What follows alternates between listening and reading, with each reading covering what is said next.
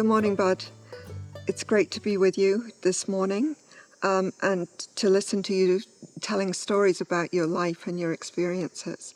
I think you're going to start by telling me a little bit about the origins of the community store and why people needed it.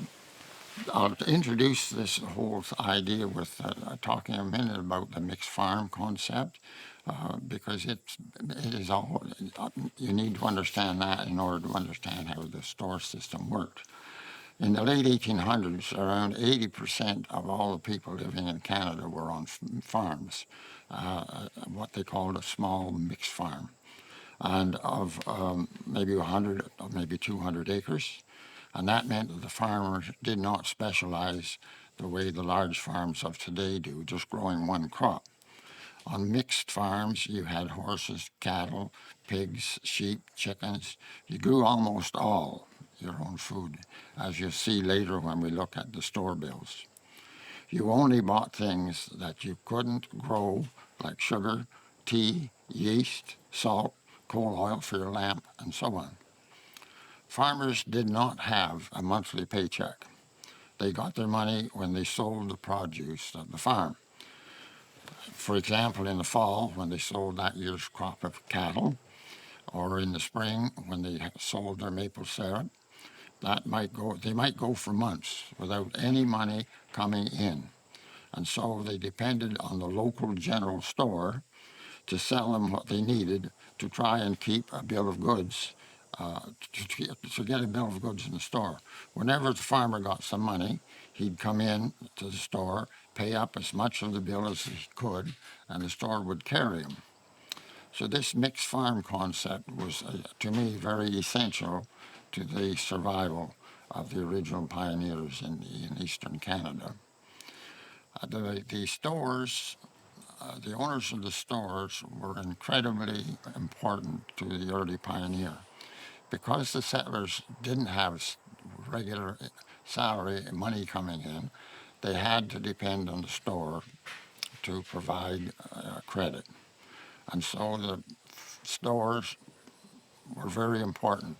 The farmer would have one local store and he would have a loyalty to that store, because if he went to another store, the store that was carrying his credit is going to have something to say about that. So they would have a loyalty to the store where they bought their goods. And the other option was that they might not have a second choice anyway, because at that time you had to walk to the store or take a horse, and a store 6 miles away would take you half a day to go and get a gallon of coal oil and a bit of tea. So you wanted the store close, that you could walk to it or take a horse and be there and back in half an hour or an hour, and you wouldn't be wasting a big part of the day. So I had the good fortune of having the grandson of a store that survived in Bolingbrook, South Sherbrooke in eastern Ontario. The grandson showed up one day and gave me the ledgers from his store. And it turns out this guy had a store in Maberly, Bolingbrook, and Weymouth. And he had a grist mill in Bolingbrook and in Maberly. He had a carding mill. He had men working in the bush. He had shanties. He had a steamboat on Bob's Lake. He was an amazing man. And I'll go through the pages of the ledger and show you what the average farmer would buy in a month or 2 months or whatever. So this man was quite an entrepreneur. He had many different businesses. He did. What did the steamboat do? It was used to tow logs on the lake and supplies into the shanties and so on. It had many uses, but he had some kind of a barge that he towed behind it. He could go. Bob's Lake is quite long, it's miles long, and many lakes off it. So he cut timber all around Bob's Lake and on the islands and so on. So the steamboat was a very handy piece of equipment to have. The typical farmer would come to the store, and here's a farmer by the name of Reynolds who had a ledger, a bill in the Bolingbroke store. On October the 9th, he bought 50 pounds of flour for $1.50. He bought 22.5 pounds. Sorry, he bought 2 pounds of half a pound of. I got this mixed up. On the 22nd of October, he bought a half a pound of tobacco for 25 cents, and those are the only purchases he made in October. In November, on the 5th, he bought a pair of boots, four and a half. Sorry, he bought two and a half. A pair of boots for $4.12.50. At that time, a half cent was charged, just like 1 cent or 5 cents. But people paid a half cent, and of course, it always went to the next nearest cent if it ended up in a half cent. Half cents were common. So he bought a pair of boots. He bought some tobacco for 25 cents. He bought a half gallon of coal oil, 27.5 cents. He bought a bushel of peas, $1.20. He bought a half pound bag of tea and a half pound of tobacco, and another pair of boots for his wife, and that was all he bought in the month of November. In December, he bought 2/3 of a bag of salt. Now, a bag of salt meant 100 pounds. The bag was a 100-pound bag. The salt was sold in this amounts because it was used to cure their pork. They would they butcher their pig and cut it up in chunks and pack it in salt. Note that he bought very little food in those 2 months. You grew your food. Everybody grew their food. And that's through the harvest season, right? October. Yes. So they've still got lots of food Yes. coming off the land. Yes. They would, like I say, they gathered, caught, shot, gathered, or grew. They would be in the bush all through the seasons, getting whatever they could, like mushrooms in the spring, raspberries, gooseberries, blueberries, cherries. In the fall year, they would harvest partridge and deer and so on. I also made a list here of some of the purchases made by other customers in this same store, just to highlight the width and the variety of what might be in a country store. It wasn't a grocery store, it was a general store.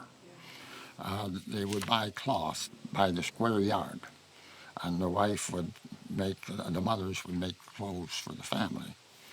They had wool carding done. They'd shear the sheep, take the wool into the store, and he would have a carding mill at the back, and the storekeeper would turn the farmer's wool from just off the sheep's back into wool that could be spun into yarn. If you owed a neighbor some money, you could have him buy some things in the store and have the storekeeper put the costs on your bill. So if I was buying a pig from a neighbor and the neighbor didn't have the money, the storekeeper would give me the value of the pig's groceries and put it on the neighbor's bill. They bought gunpowder yet. I see that in the store they bought powder, so they're still using the muzzle-loading rifles. They would buy lumber at the general store. Now they had a lumber yard out back, and the general store sold all kinds of lumber because he was a timberman and he had sawmills in 2 of his locations. The merchant had a team of horses that he would rent out to his customers if they needed to, and he could put the charges on the store bill. So you could go to the store and rent a team of horses or a single horse. The merchant had a farm also. When he sold hay to his customers, if they didn't have enough hay of their own to feed the horse in the winter, in the initial settlement, getting enough fields to grow hay for horses was just not possible. So initially, they didn't use horses, they used oxen, because the oxen could eat grass or leaves or brush, or whatever. An oxen could survive, and horses couldn't. That's very interesting. I didn't understand that. Yes. That just makes it clear. I didn't realize why they used oxen. Yes.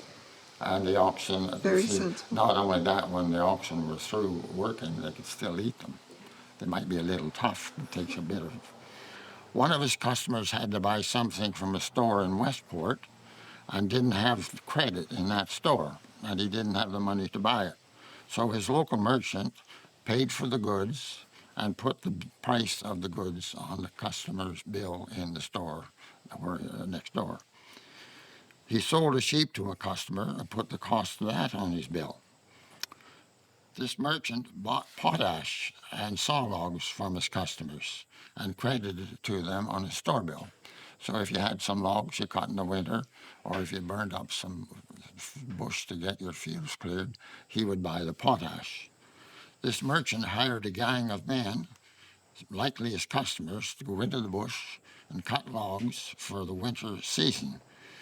He also owned a sawmill.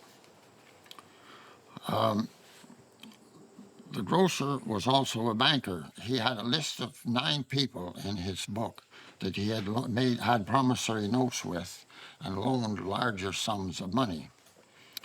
The merchant also had a thrashing machine, and he would travel in fall around from farm to farm and thrash the grain that they had grown, and the farmer would have wheat to make flour out of and grain to feed to his animals and so on.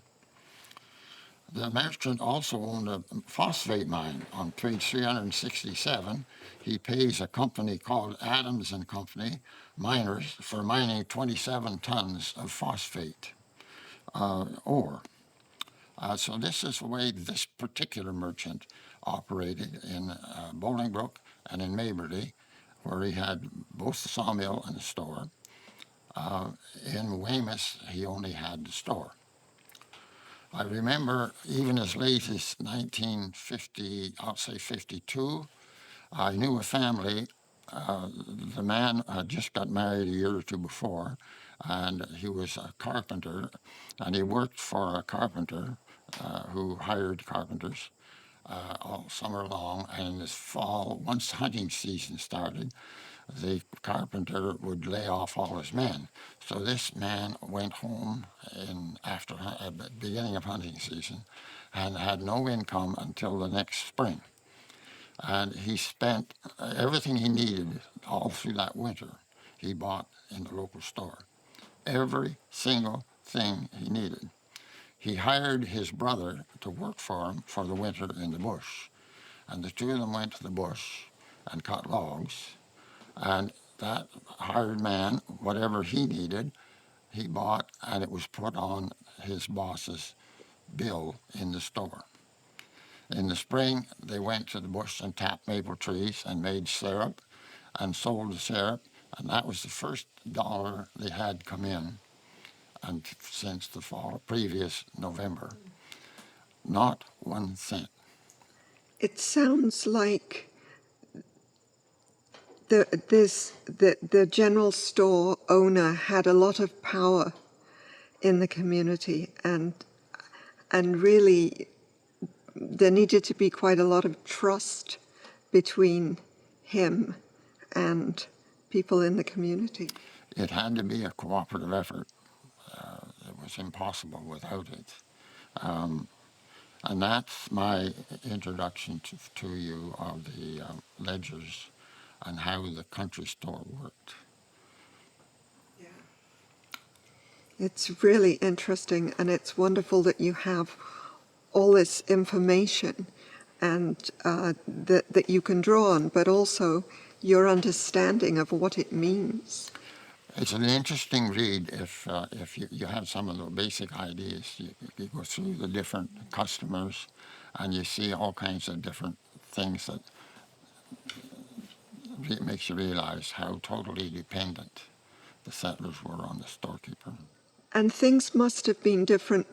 For example, if a woman was trying to survive, if she'd lost her husband, she would need to buy different things. She would, unless she had family, brothers and sisters and so on, the woman who lost her husband was in desperate shape if she had kids. There was the store at Doran's. There was a man there who had a sawmill and a store and a gristmill. And he hired this gristmill operator. The man was married and he had 3 kids. It was a company town, so the boss of the store and the gristmill wouldn't permit any drinking. One weekend, the gristmill operator and 2 friends went up the Fall River to Maberly. Maberly had a hotel, and they got into the booze, and coming home, they were drunk, and somehow or other, on the way home down the river, they upset the boat, and the gristmill operator drowned, and his wife and 3 kids were left to the mercies of the community. And they basically, what they did was, as soon as it was at all feasible, they remarried. Yes. And if you go to the old cemeteries, Yes. you'll find many old graves where early deaths must have presented every family with huge challenges. Yes. No doubt. Yes. Yeah. It's worth a visit to go to an old pioneer cemetery. Yes. There's one in Perth, and it's quite interesting. Yes. Yes. Yes. And then if the wife died, which often happened in childbirth, for example, then there was trouble too, because It happened in my family. My mother died having me, and she had 7 kids. And my dad was left with 7 kids from a newborn baby to 12 years old. And at that time, the communities would quite often take over the family. And it happened here, not to our family, but it did happen, where they would take the kids and find homes for them throughout the community, and the community would raise them.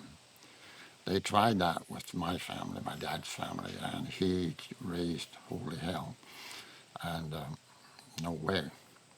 And so my 12-year-old sister looked after us. She quit school and looked after us. at 12. And my dad tried to hire adult help. He wanted to get her back in school, but this was in 1936, in the deepest part of the Depression, and they would maybe pay $5 a month. And no wonder they couldn't get anybody, but they didn't have the money to pay a normal wage of any sort. And he had a couple of different persons in, and the one girl he hired, she stole the money that they were saving up to pay the interest on the mortgage. And they never did get that money back. So they fired her. They hired another couple, and the woman she had a health problem, and she took seizures. And one day she was working on the kitchen stove, and she took a seizure, and she fell onto the big, wide kitchen range, and they pulled her off the range. And she was burned quite badly. They had to let her go.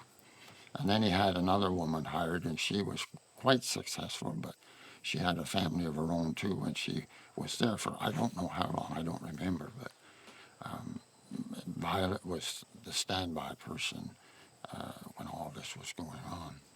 So replacing a wife was extremely difficult. Essential. Essential and not easy to do. Well, he hired this young girl, 17 or 18 years old. She had lost her mother, and she had 5 siblings, and so she had experience raising siblings. So my dad hired her, and he never let her out of the way again.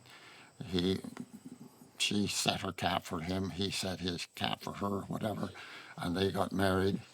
And about 2 years after I was born, she became our stepmother and took over. Yeah, Yeah. yeah. So that was a happy. It turned into the best solution all around. I write about that stepmother. I have a story about her in my short stories. Maybe we could talk about that a little bit later. I think it was amazing what she did. There was a sad part to it. My sister, of course, and my older brothers, she came there as the hired girl, and that sets a sort of a, what's the word I'm looking for? She was a hired girl, and then she becomes a mother. She marries, and there was some resistance from Violet, my sister, and and the older brothers. Yes. So it was a bit stressful. Yeah. Difficult for her. Yes, difficult for her. And difficult for And those. I could have grown up thinking of her as mother and calling her mother and all that, but I followed my brother's pattern. I never called her mother.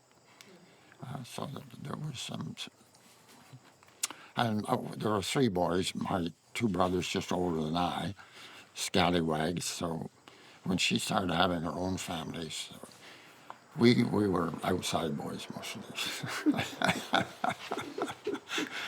We grew up mostly in the wilds of South Sherbrooke. And that was fine with us. We quite enjoyed it out there. Yeah. Anyway,